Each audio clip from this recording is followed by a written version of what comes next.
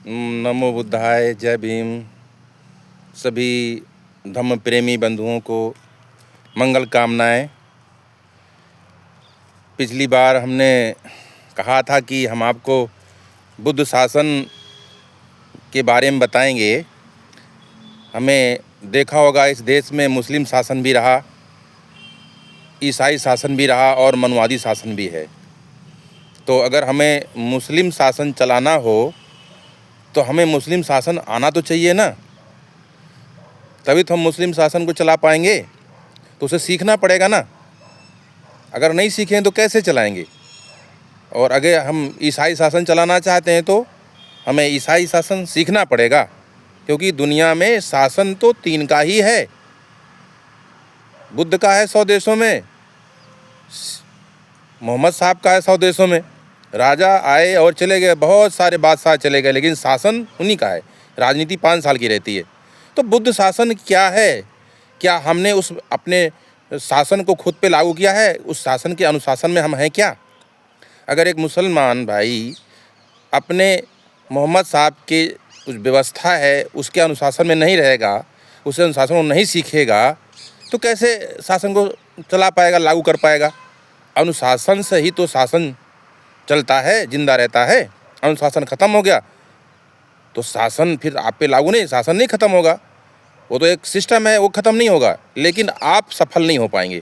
तो हमारा बुद्ध शासन में क्या क्या पद हैं, क्या क्या पात्रता है, क्या क्या उसकी जिम्मेदारियां हैं और क्या क्या अधिकार हैं। जैसे एक जिला होता है, जिले को संभालने के लिए सभी को अपने अपने अनुशासन में रहना पड़ता है, एक व्यवस्था है, तब वहाँ का शासन संभलता है। कलेक्टर है, वो अपनी जिम्मेदारी निभाता है, उसकी पात्रता होती है। उसके नीचे होता है, उसकी एक पात्रता होती है, उसके अधिकार होते हैं, उसकी जिम्मेदारियाँ होती हैं। तो हमारे यहाँ बुद्ध शासन में सबसे पहले भगवान ने कहा है, असेवनाचा बालाना पंडितान सेवना पूजात पूजन्यानंग एत मंगल मुक्तमंग। यानी मूर्खों से, बाल बुद्धि लोगों से दूर रहिए, उनकी संगत से दूर रहिए और बुद्धिमानों की संगत करिए, उनकी पूजनीय लोगों की पूजा करिए, वंदना करिए।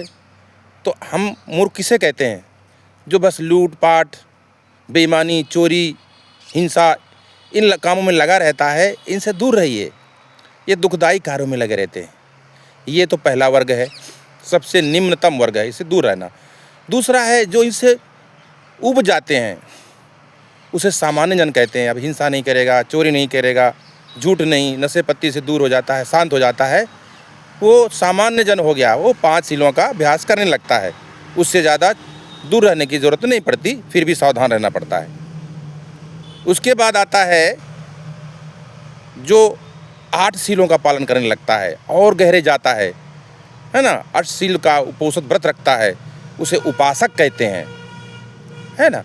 उसकी एक व्यवस्था होती है, एक सिस्टम होता है, उसकी पात्रता यही है कि 8 शीलों का पालन करे, तब उसको उपासक कहा जाएगा, वो पद मिलेगा। फिर उसकी जिम्मेदारियां हैं, फिर उसे कुछ सफलताएं मिलती हैं, वो अधिकार क्षेत्र है, उसको हम फिर बताएंगे। उसके बाद 10 शीलों का आता है, जिसे हम श्रामणेर कहते हैं, जिसकी प्रवज्जा की जाती है ना। ये पद होता है। उसके बाद फिर भिक्खु होता है, 272 शीलों का पालन करने वाला। भिक्खुओं भी थेरो और महाथेरो होते हैं।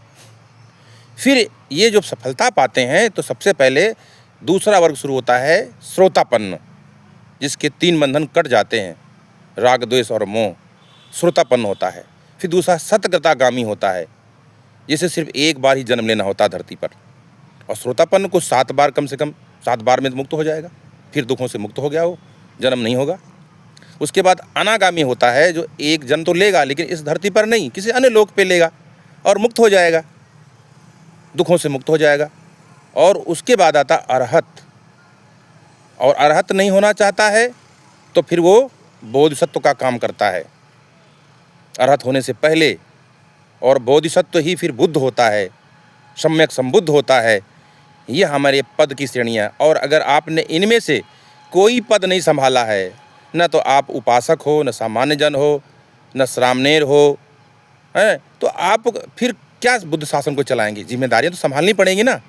बिना जिम्मेदारियों के सफलता नहीं मिलेगी। घर की भी जिम्मेदारी लेनी पड़ती है, और हमारे घर में अगर यह अनुशासन होगा तो घर भी हमारा इस शासन से इस दुखों से मुक्त रहेगा। घर का जोड़ ही समाज होता है, हमारा समाज भी शासन होगा, ये शासन व्यवस्था अनुशासन से चलेगी, और जब हमारा समाज पे होगा तो देश पे होगा। तो इस सिस्टम को समझिए। शासन को जो नहीं समझते हैं वो राजनीति को ही शासन कहते हैं। राजनीति तो 5 साल की है, लेकिन राजनीति किस पे करोगे अगर तुम्हारा शासन नहीं है तो? जिनका कोई समाज नहीं होता वो राजनीति में सिर्फ चमचागिरी करते रहते हैं, और समाज उन्हीं का नहीं होता है जिनके पास कोई शासन नहीं होता।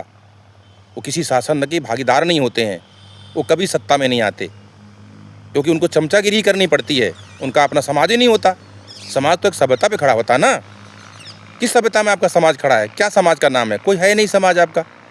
ऐसे जय भीम नमो बुद्धाय कहने से समाज नहीं खड़ा हो जाता। जिम्मेदारियों पे घर खड़ा होता है, समाज खड़ा होता है, देश खड़ा होता है। तो जिम्मेदार बनिए। राइट और रिस्पॉन्सिबिलिटी दोनों बातें हैं।